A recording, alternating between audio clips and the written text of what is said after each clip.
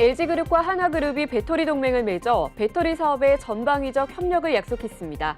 LG에너지솔루션과 한화솔루션, 한화에어로스페이스는 본격적인 협력을 위해 전담 태스크포스를 구성합니다.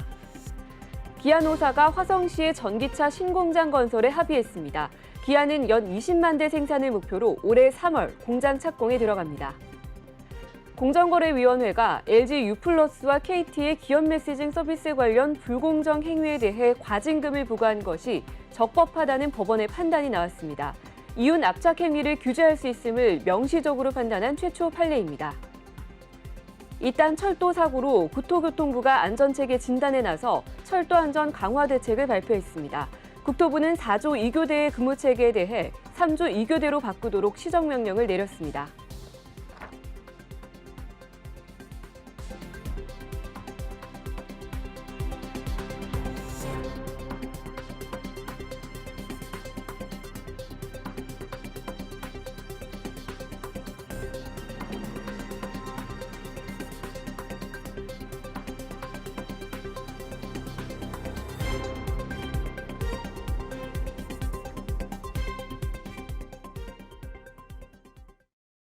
시청자 여러분 안녕하십니까? 1월 17일 MBN 뉴스프라임 시작합니다. 먼저 첫 번째 소식은 취재기자와 함께 다양한 경제 이슈를 짚어보는 프라임 이슈 시간입니다. 이 시간 오다힌 기자와 함께하겠습니다. 네, 오다힌 기자 어서 오세요. 네, 안녕하세요. 자, LG그룹과 한화그룹이 배터리 동맹을 맺었습니다. 전방위적인 협력을 약속했다고요? 네, LG에너지솔루션과 한화솔루션 큐셀 부문, 모멘텀 부문, 한화에어로스페이스가 배터리 사업 협력을 위한 MOU를 체결했습니다. LG에너지솔루션과 한화그룹은 이번 MOU를 계기로 본격적인 협력을 위해 전담 태스크포스를 구성합니다. 네. 두 그룹의 협력으로 기대되는 분야는 에너지 저장 장치 ESS입니다. 먼저 친환경 에너지 정책으로 급성장하고 있는 미국 ESS 시장 선점에 나서는데요.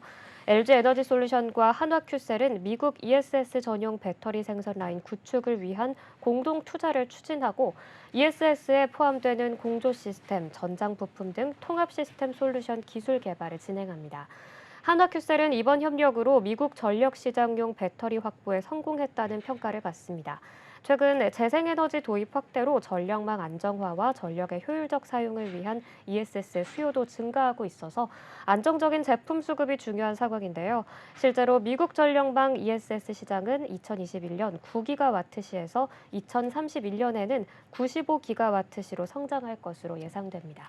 네, 이렇게 한화큐셀뿐만 아니라 LG에너지솔루션 또한 이 미국 시장에서 안정적인 수요처를 확보하다 보니 중장기적인 성장 발판을 마련하게 됐다, 이런 평가를 받고 있죠. 네, LG에너지솔루션은 이번 협력으로 자동차 배터리와 소형 전지에서 ESS 사업까지 이어지는 안정적인 삼각 사업 포트폴리오 구조가 강화될 것으로 보입니다. LG에너지솔루션과 한화모멘텀은 배터리 제조 설비 협력을 진행할 예정이고요. LG에너지솔루션과 한화에어로스페이스는 도심 항공 교통 등에 적용할 수 있는 특수 목적용 배터리를 공동 개발하는 데 협력하기로 했습니다. 한화에어로스페이스는 미래 신성장 사업으로 도심 항공교통 UAM을 꼽고 경쟁력 강화에 힘을 쏟고 있는 상황입니다. 한화 측은 국내외에서 배터리 제조 설비와 특수목적용 배터리 개발 등의 다양한 분야에서 협력해 시너지를 극대화해 나갈 것이라고 밝혔습니다. LG에너지솔루션 측도 이번 협력을 통해서 각사의 배터리 관련 사업 경쟁력이 강화할 것으로 예상된다면서 고객에게 친환경 에너지 종합 솔루션을 제공할 수 있도록 최선을 다할 것이라고 밝혔습니다. 네, 다음 소식입니다. 기아차와 기아 노조가 26년 만에 국내에 전기차 공장을 짓기로 합의했습니다. 생산 규모를 두고 작년 내내 노사가 대립을 해왔는데 드디어 합의를 이뤄낸 거네요. 네, 노사는 17차례에 걸친 협상 끝에 합의문에 서명한 것으로 전해졌습니다. 이에 따라 기아는 올해 3월 착공에 들어갈 예정입니다. 기아는 작년 2월 전기차 시대를 주도하기 위해 국내 공장 설립 계획을 발표했습니다. 경기도 화성 3공장을 완공한 지 25년 만에 꺼낸 국내 공장 건설 계획이었는데요. 당시 기아는 연간 10만 대 생산 규모로 짓되 시장 상황에 맞춰서 15만 대까지 확충하겠다라면서 3월에 착공하겠다고 했습니다. 그러나 기아차 노조는 일감을 늘려야 한다면서 생산 규모를 연 20만 대로 확대해야 한다고 맞섰습니다. 원래 회사는 연 10만 대에서 시작해서 최대 15만 대까지 확장하려고 했지만 노조가 20만 대를 주장해온 것이죠. 결과적으로 노조 측 주장이 상당 부분 받아들여졌습니다. 고용 인원도 노조의 요구를 받아들였습니다. 회사 측은 노조에 제시한 1차안에서 화성 전기차 공장에 578명이 필요하다고 설명했는데요. 전기차 공장에서는 생산을 위한 필수 인력이 줄어들기 때문입니다. 하지만 결국 노조 주장에 가까운 759명을 고용하기로 최종 합의했습니다. 또 회사가 외부에 조달하려고 했던 파워 일렉트릭 모듈 공정도 노조의 요구대로 내부 자체 생산하기로 합의했습니다. 네, 자 그렇다면 이번 노사 합의로 이번에 짓는 공장 구체적으로 어떤 특징이 있나요? 네, 기아 화성 PBV 공장은 미래 혁신 제조 기술을 대거 적용하고 탄소 배출을 최소화하는 친환경 공장입니다. 네. 글로벌 PBV 1위 브랜드 도약과 동시에 현대차 그룹의 글로벌 전기차 톱티어를 향한 그 과정이라고 볼 수 있는데요. 현대차 그룹은 기아의 전기차 신공장을 발판 삼아 2030년까지 글로벌 시장에서 300만 대의 전기차를 판매하고 글로벌 전기차 톱티어 브랜드로 도약하겠다고 밝힌 바 있습니다. 신공장은 올해 3월 착공해서 2024년 말에 완공되고요. 2025년 7월 첫 전기 목적 기반 차량 생산을 목표로 하고 있습니다. 네, 계속해서 다음 소식 살펴보겠습니다. 일명 문자 알림 서비스라고 불리는 기업 메시징 서비스에 관련해 이 불공정 행위 여부를 두고 공정위와 LG U+, KT 간에 진행됐던 오랜 공방에서 법원이 결국 공정위에 손을 들어줬습니다. 이번 소송 그간 어떻게 진행돼 왔었나요? 네, 공정거래위원회가 LG U+와 KT의 기업 메시징 서비스 관련 불공정 행위에 대해서 공정위 과징금을 부과한 것이 적법하다라는 법원의 판단이 나왔습니다. 네. 이 소송은 10여 년 전으로 거슬러 올라갑니다. 발단은 기업 메시징 서비스였는데요. 이 기업 메시징 서비스는 이동통신사의 무선 통신망을 이용해서 기업 고객이 거래하는 이용자의 휴대폰으로 신용카드 승인 내역, 쇼핑몰 주문 배송 알림 등의 문자 메시지를 전송해주는 부가통신 서비스를 말합니다. LG U+와 KT는 상류 시장인 전송 서비스와 하류 시장인 기업 메시징 서비스를 모두 판매했는데요. 기업 메시징 서비스를 전송 서비스 평균 가격보다 최저 가격보다 낮은 가격으로 판매했습니다. 그 영향으로 당시 인포뱅크, SK 브로드밴드 등의 다른 경쟁 기업 메시징 사업자들의 사업을 곤란하게 했다라는 지적을 받았습니다. 네. 그래서 공정위는 2015년 2월 시장 지배적 사업자로 볼 수 있는 LG U+와 KT가 기업 메시징 서비스를 저가로 판매해서 독립기업 메시징 사업자를 퇴출시킨 행위에 대해서 시정 명령과 함께 과징금 총 64억 원을 부과했습니다.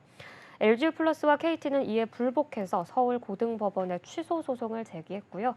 2018년 1월에 승소했지만 2021년 6월 대법원이 공정위의 통상거래가격 산정이 적법하고 또 이윤압착 행위로서 부당성이 있다고 볼 여지가 있다라는 이유로 파기환송했고 그 결론이 이번에 난 것입니다. 네, 이전에도 대법원에서 이 이윤 압착 행위에 대해서 위법 행위로 인정한 바가 있는데 공정위 이번 승소를 통해서 앞으로 공정거래법상 이 이윤 압착 행위를 규정하고 문제 삼을 때 이런 참고할 만한 선례가 됐다 이런 점에서 의미가 있는 거죠? 네, 그렇습니다. 이번 판결은 시장 지배적 지위 남용 행위의 한 유형으로 이윤 압착 행위를 규제할 수 있음을 명시적으로 판단한 최초 판례인데요. 네. 이윤 압착이란 원재료를 독과점적으로 공급하면서 완성품도 동시에 생산 판매하는 수직 통합 기업이 원재료 가격을 완성품 가격과 비슷하거나 더 높게 책정하는 방식으로 완성품 시장에서 효율적인 경쟁자를 배제하는 행위를 말합니다.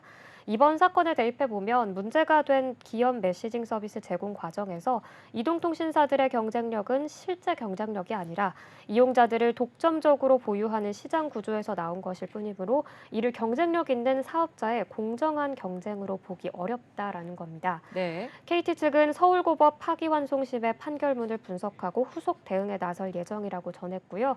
LG U+ 또한 당사는 기업 메시징 요금 약관을 신고하고 신고된 요금 수준을 준수하면서 정상 영업을 하고 있다.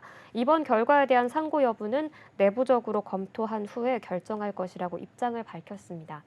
그런데 공정위도 이들 양사가 상고할 경우 상고심에 적극 대응할 예정이라고 밝힌 만큼 그동안 또 수년간 이어진 법적 공방이 또다시 대법원으로 넘어갈 가능성도 적지 않을 것으로 보입니다. 네, 계속해서 철도 사고 소식 살펴보겠습니다. 지난해 11월 발생했던 오봉역 사망 사고, 그리고 또 영등포역에서 있었던 무궁화호 탈선 사고 등 최근 철도 사고가 잇따르고 있는데요. 그런데 지난해 철도 사고 발생 건수가 이렇게 다시 증가하고 있는 추세를 보이고 있다면서요? 네, 10년간 지속해서 줄어들던 철도 사고가 지난해 다시 증가세로 돌아섰습니다. 네. 2012년 222건에서 2021년 48건으로 줄었다가 지난해 66건으로 늘었습니다. 지난 한 해 동안 열차 궤도 이탈이 3차례 발생했고 코레일 직원 4명이 사망하는 사고도 있었습니다.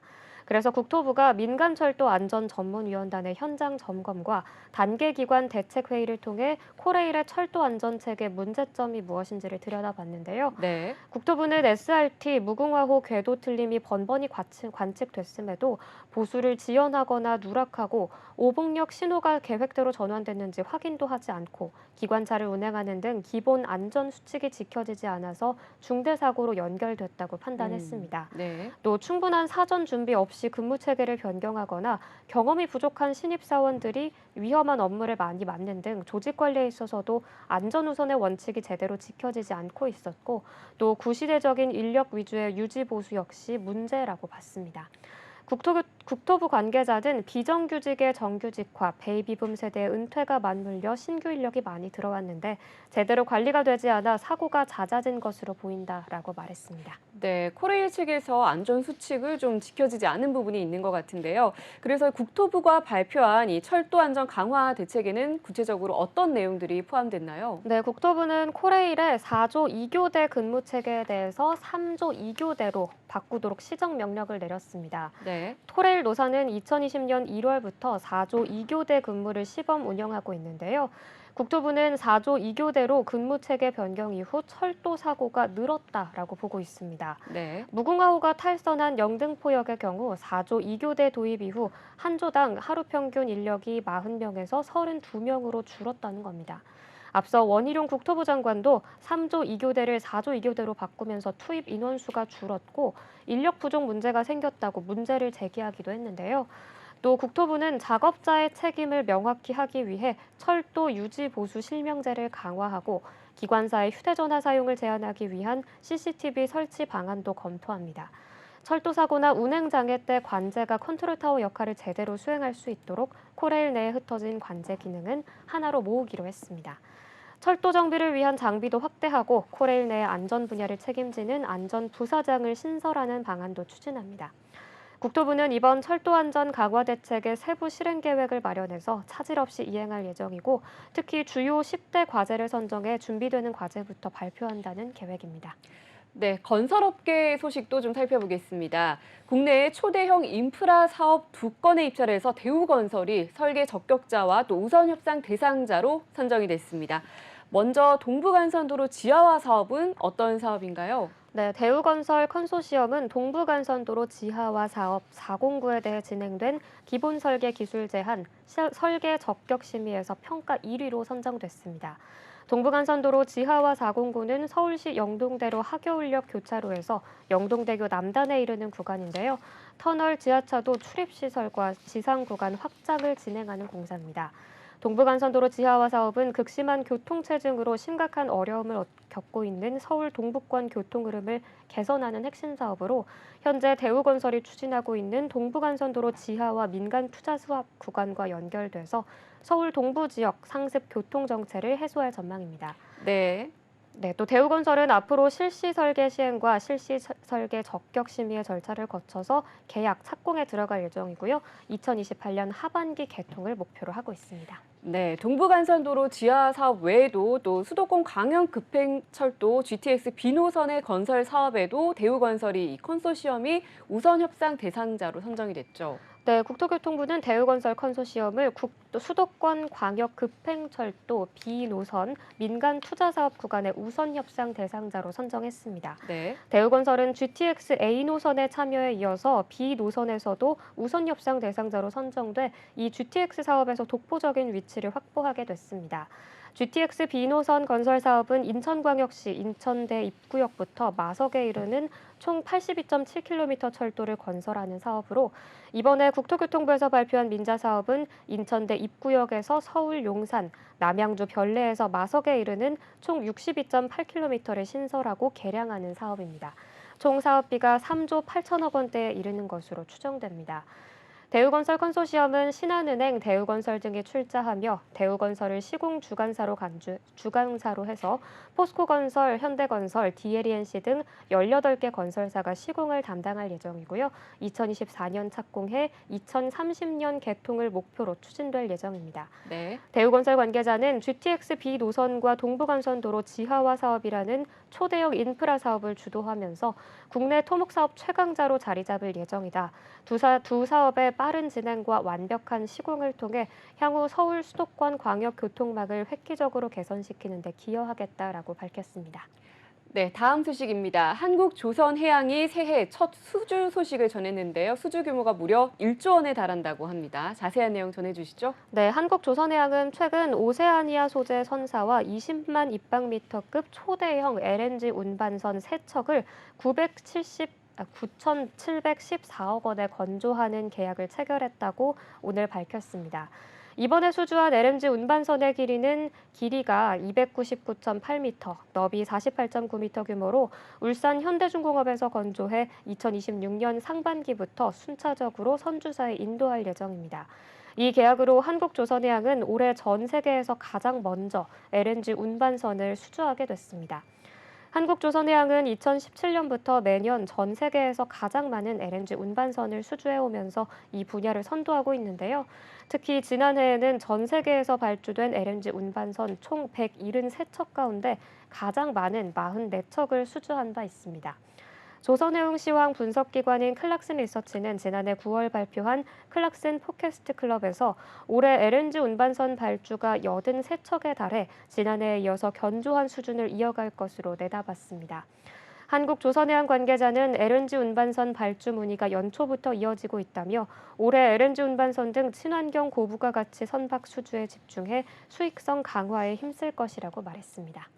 네, 다음 소식 살펴보겠습니다. 현대제철의 2022년 임금 및 단체 협상이 마무리 수순에 접어들었습니다.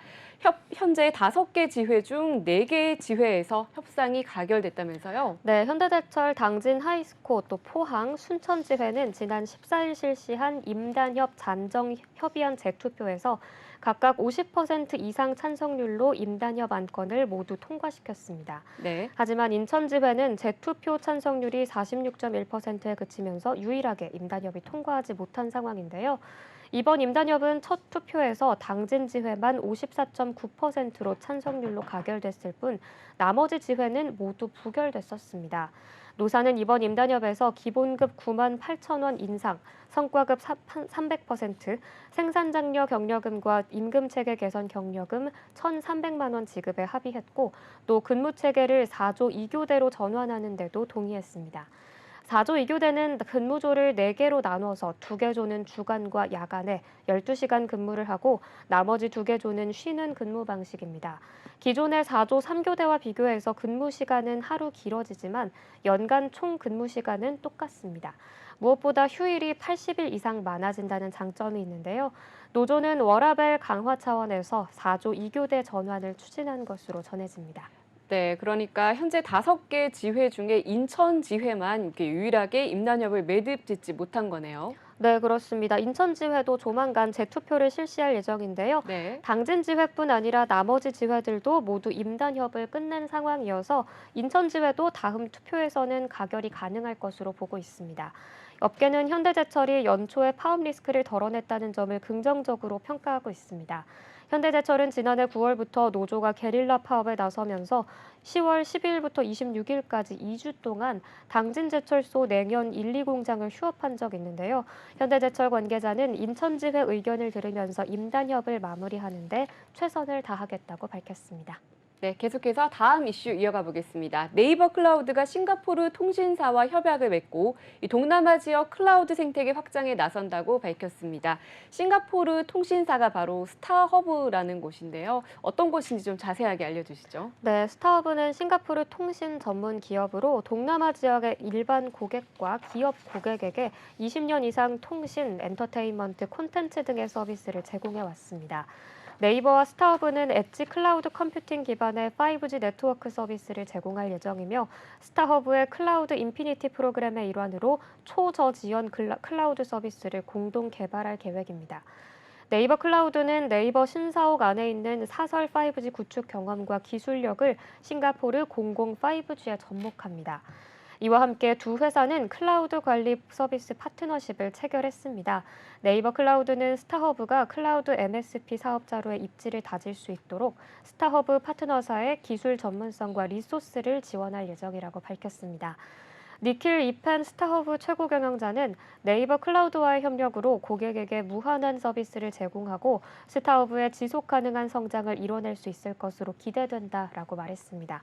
박원기 네이버 클라우드 APAC 사업 개발 대표는 동남아를 넘어서 글로벌 경쟁력 확보를 위해 적극적인 서비스 개발과 협력을 이어나가겠다라고 말했습니다.